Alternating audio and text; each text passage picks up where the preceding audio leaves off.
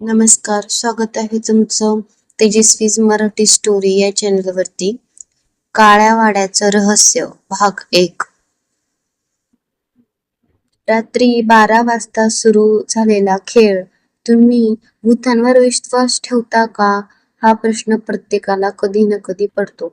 काही जण म्हणतात हे सगळं मनाचे खेळ आहेत, तर काही जण ठामपणे सांगतात आम्ही स्वतः अनुभवलं आहे. पण आज मी जी कथा सांगणार आहे ती अशा व्यक्तीची आहे जी सुरुवातीला भूतांवर अजिबात विश्वास ठेवत नव्हती आणि शेवटी जिवंत राहील की नाही याचीही खात्री उरली नव्हती. ही कथा आहे आदित्यची. आदित्य पुण्यात राहणारा एक प्रसिद्ध युट्यूबर होता. त्याच्या चॅनलवर तो जुने किल्ले, रहस्यमय जागा आणि लोककथा यावर व्हिडिओ बनवत असे. त्याचा एकच नियम होता. जे दिसतं तेच दाखवायचं, खोटं काहीच नाही. एक दिवस त्याच्या ईमेलवर एक विचित्र संदेश आला. जर खरंच हिंमत असेल तर देवगावच्या काळ्या वाड्यात एक रात्र काढून दाखव. संदेशाखाली पाठवणाऱ्याचं नाव नव्हतं.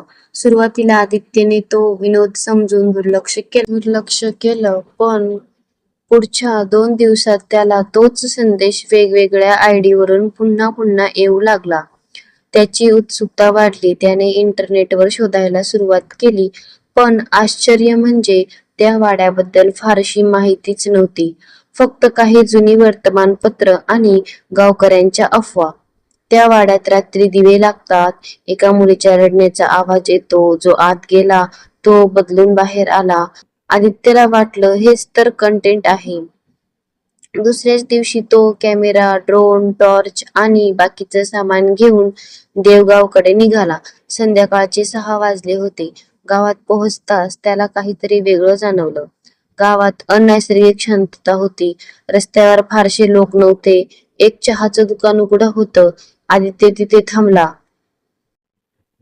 काका, काळा वाडा कुठे आहे?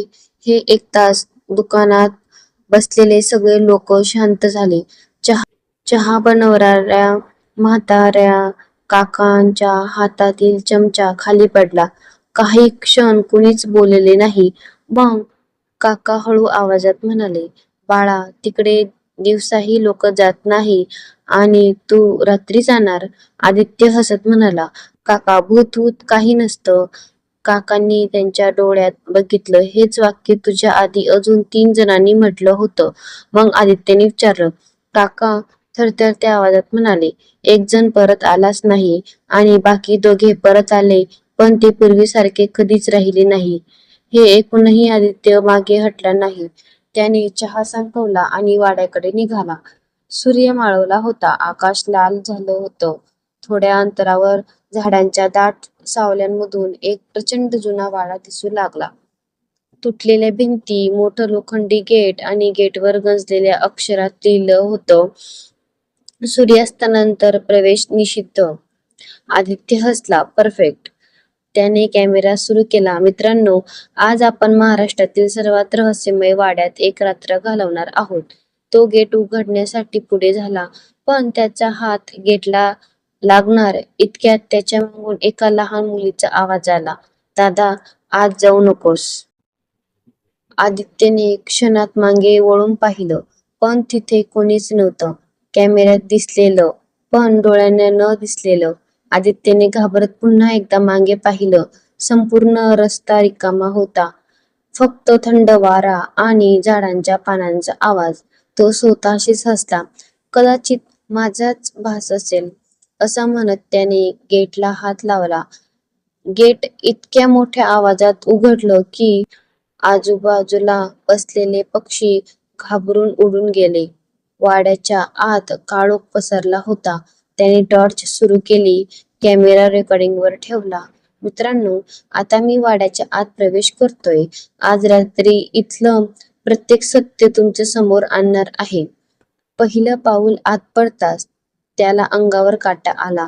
बाहेर उकाडा होता, पण वाड्याच्या आत मात्र कडाक्याची थंडी होती. श्वासातून धूर निघावा इतकी थंडी. हे कसं शक्य आहे? तो स्वतःशीच पुटपुटला. समोर मोठं अंगण होतं. मध्यभागी कोरडी विहीर, भोवती तुटलेले खांब, भिंतीवर काळपट डाग, जणू वर्षानुवर्ष कोणीतरी तिथे रडत बसलं होतं. अचानक टक टक टक वरच्या मजल्यावरून पावलांचा आवाज आला. आदित्यने टॉर्च वर फिरवली. कोणीच नव्हतं. कदाचित एखादा प्राणी असेल. तो स्वतःला समजावत पुढे गेला. याला एक मोठी खोली दिसली. दार अर्धवट उघडं होतं. त्याने अलगद दार उघडलं. आत जुने फर्निचर धुळीने झाकलेले होतं. एका कोपऱ्यात लाकडी झुला हलत होता. पण वाड्यात हवा नव्हती. मग झुला हलत कसा होता? तो कॅमेरा झुल्याकडे रोखून जवळ गेला आणि तेवढ्यात झुला स्वतःच थांबला. पूर्ण शांतता. कोणी आहे का? त्याचा आवाज संपूर्ण वाड्यात घुमला. उत्तर आलं नाही. अचानक त्याच्या कॅमेऱ्याच्या स्क्रीन काही सेकंदासाठी चमकला. रेकॉर्डिंग बंद झालं. अरे, बॅटरी तर फुल होती. त्याने पुन्हा कॅमेरा सुरू केला. यावेळी सर्व काही ठीक होतं. रात्र वाढत होती. घड्याळात 11:45 झाले होते. त्याने ठरवलं 12 वाजेपर्यंत अंगणातच थांबायचं. तो विहिरीजवळ बसला. कॅमेरा समोर ठेवला. 15 मिनिटं काहीच घडलं नाही. मग घड्याळात 12 वाजले. त्या क्षणी संपूर्ण वाड्यातून एका लहान मुलीच्या रडण्याचा आवाज घुमू लागला. आदित्यचं हृदय जोरात धडधडू लागलं. तो आवाज विहिरीतून येत होता. तो टॉर्च घेऊन विहिरीच्या कडेला गेला. आत पूर्ण काळोख. टॉर्चचा प्रकाश खाली पोचतच नव्हता. तो खाली वाकून पाहत असतानाच त्याच्या खांद्यावर कुणीतरी हलकेच हात ठेवला. त्याने क्षणाचाही विलंब न करता मागे वळून पाहिलं. कोणीच नव्हतं. घामाच्या धारा वाहू लागल्या. तो तिथून धावत बाहेरच्या अंगणात आला.